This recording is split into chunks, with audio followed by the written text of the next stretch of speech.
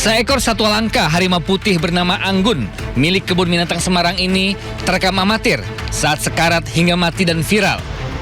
Akibatnya, kematian satwa ikon Kebun Binatang Semarang ini menjadi pukulan bagi pemerintah Kota Semarang. Diduga penyebab kematian dipicu kesalahan prosedur anestesi yang memicu abses hingga infeksi parah di bagian leher.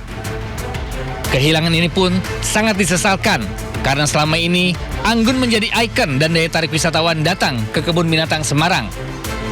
Wali Kota Semarang pun meminta dilakukan penyelidikan menyeluruh untuk mengetahui penyebab pasti yang melatar belakangi kematian Anggun. Selain itu, diharapkan hasil penyelidikan bisa menjadi bahan evaluasi petugas yang bertanggung jawab dalam perawatan satwa. Dari Semarang, Jawa Tengah, Wisnu Wardana, iNews melaporkan. Kejaksaan Tinggi Jawa Timur masih memburu tersangka lain dalam kasus dugaan korupsi di Kebun Binatang Surabaya senilai 10,2 miliar rupiah.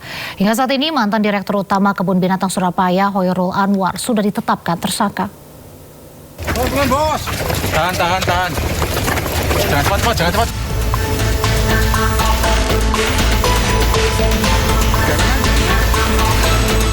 Tak hanya manusia, hewan juga menjadi korban korupsi di Indonesia.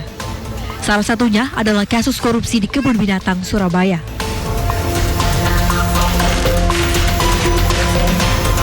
Mirisnya, pelakunya adalah Direktur Utama di sana yang bernama Hoyrul Anwar. Praktik korupsi di Kebun Binatang ini telah berlangsung sejak 2013 hingga 2024. Kerugian negara akibat praktik korupsi selama 8 tahun ini mencapai 10,2 miliar rupiah. Tak hanya Hoyrul, Kejati Jatim juga menduga tersangka lebih dari 1 orang. Kejati Jatim pun buka suara terkait alasan pengungkapan kasus yang memakan waktu cukup lama. Korupsi itu dimanapun tidak ada yang berdiri sendiri, pasti ada hal yang lain atau pihak lain. Jadi perkara ini masih terus kami dalami oleh penyidik. Pengumpulan alat bukti tentunya terus dilakukan untuk menjunjung tinggi asas praduga tak bersalah. Selanjutnya mengenai kemungkinan adanya keterlibatan dari pihak lain, tentu kami masih menunggu fakta dari hasil penyelidikan tim. Yang dalam ini kalau ditemukan adanya cukup bukti, maka tentu kami lakukan pengembangan. Nah, karena perkara ini terlalu lama ya, 8 tahun 2016 sampai 2024 itu dalam hal penghitungan tim penyidik butuhkan waktu mencari alat bukti kan panjang, rentang waktunya 8 tahun itu.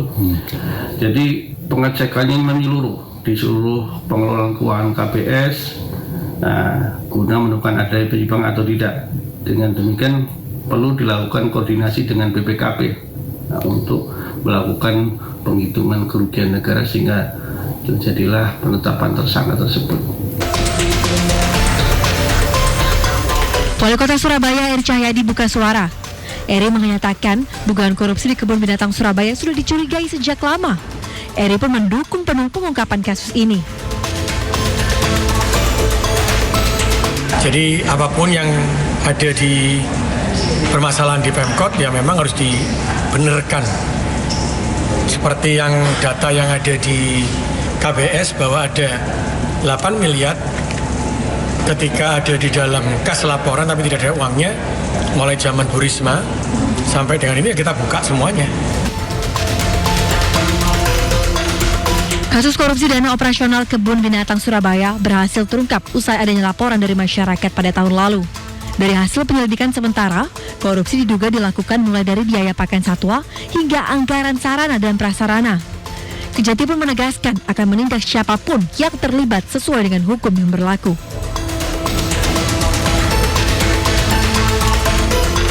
Kini, setelah kasus korupsi terbuka, Kebun Binatang Surabaya pun terus berbenah.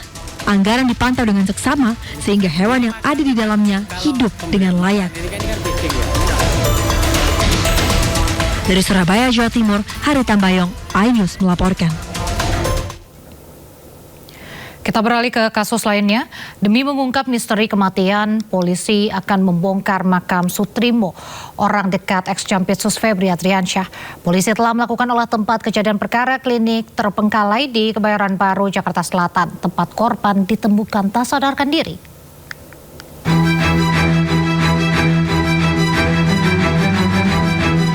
Polda Metro Jaya hingga kini masih mengusut penyebab kematian Sutrimo, pria yang diduga kepala rumah tangga mantan Jampitsus Febri Ardiansyah.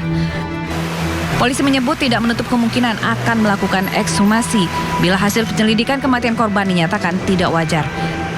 Memberi ruang kepada keluarga korban yang masih dalam kondisi berduka. Dan kita juga memberikan himbauan, apabila memang keluarga korban merasa ada kejanggalan terhadap meninggalnya saudara S, ini bisa membuat laporan kepada Polda Metro Jaya. Dan ini lebih pro justisianya lebih tepat, lebih enak untuk kita melakukan pendalaman. Selain meminta keterangan dari saksi, olah tempat kejadian perkara juga telah dilaksanakan. Digelar di Modern Estetik Klinik Kebayoran Baru, Jakarta Selatan. Klinik ini diduga sudah tidak beroperasi bahkan sejak 5 tahun lalu. Pria bernama Sutrimo sebelumnya ditemukan tak sadarkan diri di sebuah klinik terbengkalai Jakarta Selatan. Korban kemudian dievakuasi ke Rumah Sakit Muhammadiyah Taman Puring. Namun ketika tiba di rumah sakit, korban dinyatakan meninggal.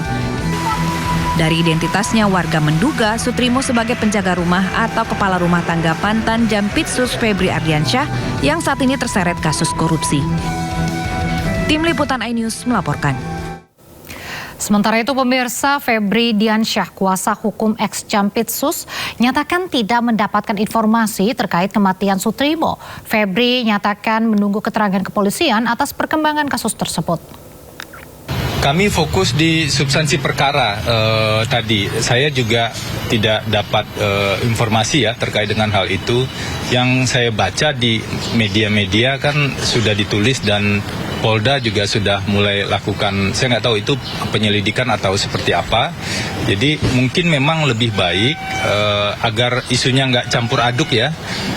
Lebih baik kita tunggu saja bersama-sama informasi resmi dari Polda, karena kami ini kan advokat untuk perkara di Kejaksaan Agung. Jadi kami tidak mungkin bicara lebih jauh dari itu. Keluarga Sutrimo di Banyumas, Jawa Tengah tidak akan menuntut pihak manapun terkait kematian anggota keluarganya. Keluarga ikhlas menerima kematian kepala keluarga mantan Jampitsus.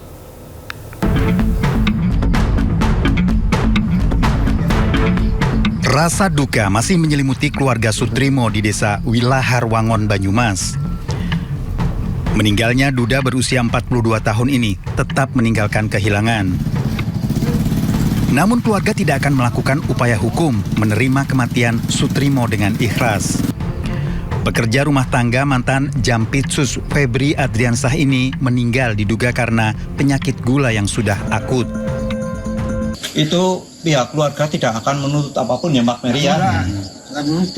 Cuma minta doanya saja, mudah-mudahan dia diterima oleh Allah Subhanahu wa Ta'ala, diamini dosa-dosanya, yang keluarga yang ditinggalkan juga diparingi sehat semuanya, tidak ada halangan suatu apapun. Jenazah korban telah dimakamkan pihak keluarga di TPU Wilahar pada Kamis malam. Dari Banyumas, Jawa Tengah, Saladin Al-Ayubi, iNews melaporkan.